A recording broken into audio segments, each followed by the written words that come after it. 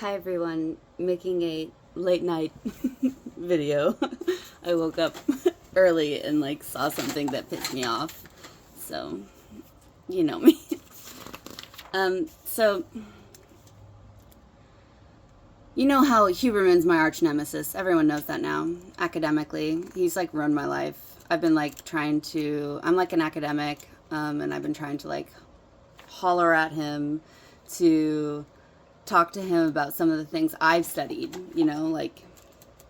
and some of my insights from my lived experience in AA and growing up in Carmel, in a home filled with shame, just regular old girl stuff. Girls know about eating disorders and, growing up in the 90s, women know about that. And so I check in on his shit and see what he's doing. It's such fucking bullshit. It's every time he interviews a woman, it's he's either trying to, we know, whatever, maybe not trying to, whatever, or he knows exactly what this woman academic is going to say. And so he can just sort of pat himself on the head. So the top 10% of women aren't interested in infertility care. Or I should say it like this. They are. 90% of women in America, girls, women, poorer, more rural, are interested in prevention and education to teach boys and men how to support girls and women and not rape them or obviously that's the scariest result, but how to teach boys and men not to look at girls and women like sex objects only used for one thing. Girls and women are their mothers, their aunties, their nieces, their best friends. They're more than sex objects. And so I was thinking, I just watched one of his fucking most recent. Sorry, Huberman, you've ruined my life, dude. You've ruined my life. I've been trying to get a hold of you. I'm an academic. I'm a radical. Sorry, I've read some interesting things in my. I spent the last from 2017 to 2023 studying current academic literature on education and women's issues and kids issues and children's rights and stuff like that. So academic misogynists only discussing the topics of the top 10% of the rich white, we need to talk about class and populations, political identities in this academic way. Okay, we have to now.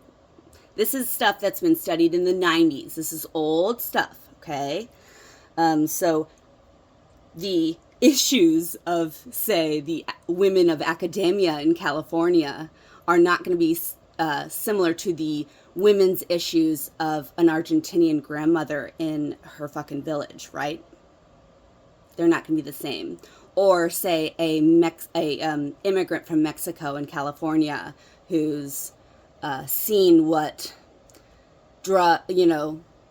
not drug use, but I mean the desperation that comes with poverty, what that produces in a community. People have seen this. We know, we've studied this academically. So women's issues are more than how can I get this infertile woman pregnant? Okay?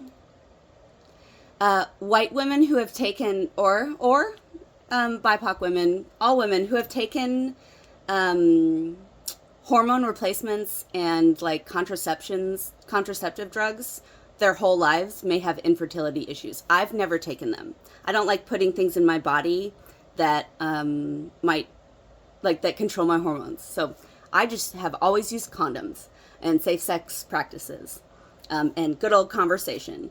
You should also, or just straight celibacy. We can teach this to our girls and men and boys, and we can like the blame, the education on prenatal care, aftercare support needs to be focused on the boys and men now. Take it off the women and girls. We've done our part. We've watched you not help us for decades now in America and in South America. We're done with it. Read a fucking book, Huberman. A book that was written by someone, or an academic article written someone that may have looked like possibly your grandmother, your Argentinian fucking ancestors, you idiot. Sorry, it pisses me off. This man has ruined my life. Also, side note on Kamala Harris. This angry black woman stereotyping, no fucking way. Past my dead fucking body. I'm the angry white woman you have to fucking deal with now.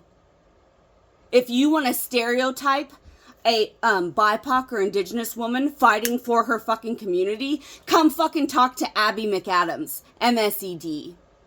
You hear me?